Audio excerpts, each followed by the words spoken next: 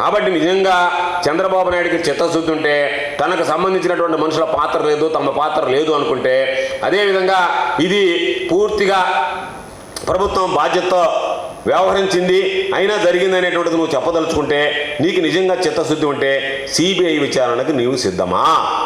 CBI విచారణ ఎందుకు వేయించలేదు?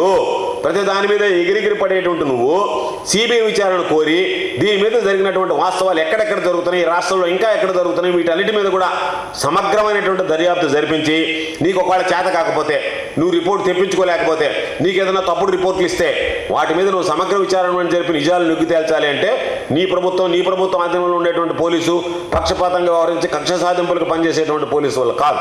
CBI విచారణ ద్వారండి. సిబిఐ విచారణ ద్వారా ఈరోజు ఈ లిక్కర్ దందాకి ఎవరు పాల్పడ్డారు, దీని వెనక ఎవరున్నారు, సూత్రధారులు ఎవరు, పాత్రధారులు ఎవరు, అన్నీ బయటపడాలి అంటే సిబిఐ విచారణకి మీరు సిద్ధమా? కాబట్టి వైఎస్ఆర్ కాంగ్రెస్ పార్టీ పక్షాన సిబిఐ విచారణ జరిపించాలి అని చెప్పి డిమాండ్ చేస్తున్నాం.